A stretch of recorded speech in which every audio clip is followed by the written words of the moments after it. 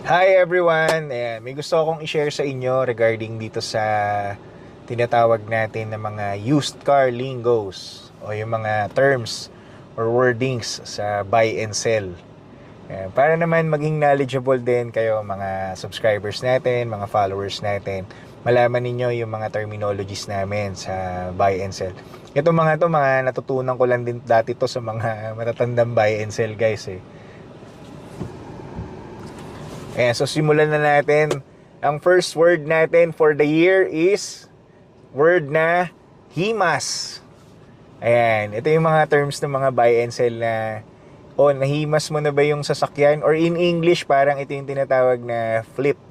No? Flipping cars or sa bahay, renovation, bago nila ibenta, nire-renovate muna nila yung property nila. It's the same with the sasakyan. No? Ang sa amin naman, ang tawag doon,